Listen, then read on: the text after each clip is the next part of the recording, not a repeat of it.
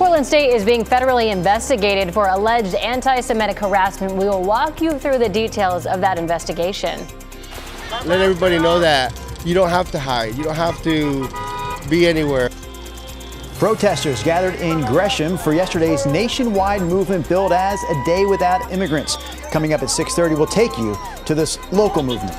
And folks in Astoria saw some snow yesterday and are still seeing some today. And Rod says there's a chance Portland could see some snow as soon as tomorrow morning. His full forecast coming up as KGW News at Sunrise starts right now.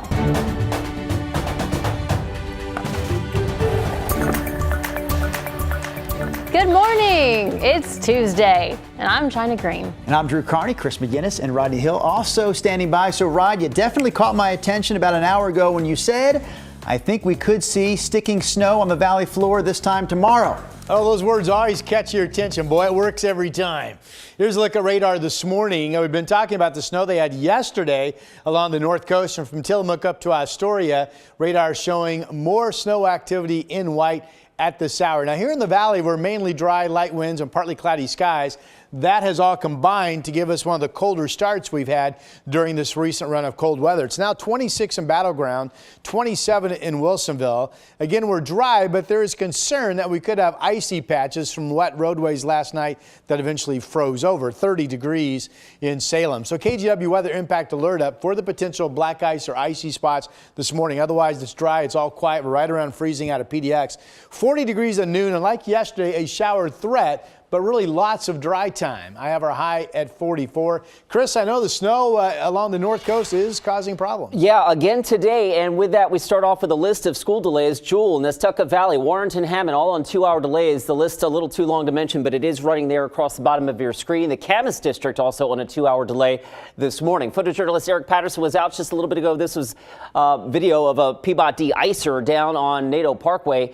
Eric said he did slip on the ramp up to the steel bridge from NATO Parkway. And I'm not sure if ice was the cause, but this was a crash that he passed on I-405 on the on-ramp from I-5 northbound to I-405 south on the top deck of the Fremont Bridge. That crash is still there, and that's our one trouble spot right now on the roads. We'll zoom in a little bit. You can see some slowing right now on the ramp from I-5 north to I-405 south. There's the live look, guys.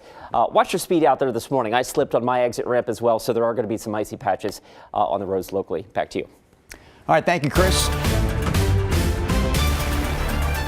In response to President Trump's new 10% tariff on Chinese imports, China is imposing its own tariffs on the U.S. that will take effect next Monday. The country said it will implement a 15% tariff on coal and liquefied natural gas products, as well as a 10% tariff on crude oil. U.S. tariffs on products from Canada and Mexico also were set to go into effect today, but President Trump agreed to a 30-day pause after both countries acted to address concerns about border security and drug trafficking. And before that news came out, we heard about the potential for retaliatory tariffs from Canada. So Ashley Graham joins us live in the newsroom now with some local reaction to all this tariff talk. Ashley? Yeah, good morning. Of course, people wondering if any of these proposed tariffs could mean higher prices. We checked in with local utilities and a nonprofit that helps people pay their power bills. That nonprofit says they're getting more calls from low-income power customers. Oil and natural gas are some of Oregon's top imports from Canada, so any retaliatory tariffs Canada might impose could trickle down to customers. Here's the executive director of the nonprofit Oregon Energy Fund. You're talking about low income, you're talking about fixed income people who aren't ready to absorb 10 to 25% price increases to begin with. They have no time to plan for this, so it's going to hurt. According to the U.S. Energy Information Administration, more than 1 in 3 Oregon households use natural gas as their primary energy source to heat their home, and more than half of Oregon households heat with electricity. A spokesperson for Northwest Natural said they will be closely monitoring the impact on prices in the months to come. In a statement, the spokesperson said, given the potential negative impacts of these tariffs on U.S. energy users, we hope the Trump administration reconsiders. But not all utility companies are concerned. The general manager for the People's Utility District in Clatskanie said they don't foresee any negative impacts, saying we do not purchase power, equipment, or other goods and services from Canada. Our largest customers do not as well, and if anything, it will make our customers' products more competitive in the marketplace due to the increased tariffs. China, Drew. Ashley, thank you. In the meantime, Washington Attorney General Nick Brown says that federal employees who received a buyout offer from the Trump administration should reject it. So Brown is one of a dozen attorney generals who put out statements calling the deferred resignation program, quote, misleading. The email from the Office of Personnel Management went out to millions of federal workers saying they would be paid through September 30th if they resign by this Thursday, and those who don't resign will not have job security. Several federal employee unions are also urging the members to reject the offer. All right, another big story this morning. The U.S. Department of Education announced it's investigating Portland State and 4 other universities for alleged anti-Semitic harassment. The PSU investigation was spurred by a days-long pro-Palestine protest and occupation on campus last spring. Thomas Schultz joins us now from Portland State. So, Thomas, walk us through what we know here. Yeah, well, guys, this comes after President Trump signed an executive order recently combating alleged anti-Semitism on college campuses. Now, a lot of us remember last spring there was mass protests and demonstrations over the war in Gaza here at Portland State. It led to dozens of arrests from Portland police as well. Now, PSU is not the only campus being investigated. There's 4 others. That's Columbia, Northwestern, Cal Berkeley, and the University of Minnesota Twin Cities. At PSU, the Department of Education says widespread anti-Semitism has been reported. Portland State says this directive isn't based on a specific complaint, but prompted instead by the new administration. In a statement, Craig Traynor, the acting assistant secretary for civil rights, said the department is putting universities, colleges, and K-12 schools on notice. This administration will not tolerate continued institutional indifference to the well-being of Jewish students on American campuses. In response, PSU says, in part, Portland State University is dedicated to upholding a safe, inclusive, and respectful community for all community members. PSU says that they are also working to combat any forms of anti-Semitism that they see on campus and mitigate all forms of hate at PSU. Thomas, I know as part of our reporting on the story, we did reach out to the Portland Jewish Federation. What did that group have to say about all this? Yeah, well, Drew, they didn't provide any additional comment except to say that they've had continued conversations with Portland State President Ann Cudd over concerns about anti-Semitism on PSU's campus. Guys. All right, Thomas Schultz live for us this morning there at Portland State University. Meanwhile, in Washington, several school referees say that their jobs have become simply too dangerous. So they're asking state senators to pass a bill that would strengthen penalties for people who put referees at risk. So if passed, signs would be required at schools to let athletes and spectators know the penalties have increased for harassing refs. We're talking the possibility of thousands of dollar fine and or a year in jail, with students facing up to 1 year ban from school sports. Refs say not enough is being done to hold students accountable when they cross the line, but the bill's opponents think it could be too harsh for teens. This could cost them years of education, team building, and scholarship opportunities.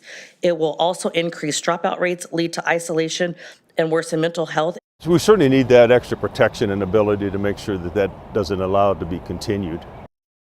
A vote is expected on the House version of this bill later this week. The city is adding 50 new 24 shelter beds at Bybee Lake's Hope Center. The new beds will help homeless people recovering from substance abuse. The facility provides transitional housing and wraparound services, including transportation. The beds are part of a 17-month pilot program funded by a national opioid lawsuit settlement and will prioritize people in addiction treatment. All right, we're going to check back in with Rod Hill in just a moment. But first, how about this yesterday? Astoria seeing some snow. It's not too common when we see all the snow down along the coast. There was an inch or so of wet snow that fell at higher elevations, and there was a dusting at the very least in downtown Astoria. Snow to me is just something that's, it's okay. But since I'm retired, I don't have to worry about going anywhere in it. So it's my option to get out in it if I want. Yep. All right, Rod, that's the view from one retired resident there in Astoria. Man, I know we're looking back at yesterday's snow down there, which again, is it fair for me to say snow is pretty unusual at the coast? Yeah, absolutely, sure. And now we're talking about another potential snowfall in the valley. Yes, so let's start with right now. We've got snow out over, kind of off of the Blues, not into Baker County. This is a winter storm area down east of Medford and south central Oregon. There could be heavy snow down there. And then here locally, all dry up and down I-5. We're actually partly cloudy out there this morning with light winds. But here are the snow showers again hitting the coast and again up around Astoria. There's a snow advisory today for the Coast Range, 1 to 3 inches in those mountains. Be advised if you're traveling back and forth between I-5 and the Oregon coast. Okay, so it's pretty quiet today in Portland, Salem, and Vancouver, like yesterday, some traceable showers. This is tomorrow morning on Futurecast at 4 a.m. This is a wave of snow coming through. This is 9 o'clock tomorrow morning, a wave of snow coming through. This is 10:30 tomorrow morning, more snow in the valley. And then finally we get into noon and 1 a.m. tomorrow, or 1 p.m. tomorrow into the afternoon. We'll warm back up to about 40 degrees and everything will change to rain. Tomorrow's forecast for sticking snow in Portland, anywhere from flurries to 3 inches, is entirely dependent on temperatures. I'm not positive that we will get down to 32 degrees. Cloudiness comes in overnight. Those clouds have been holding temps up.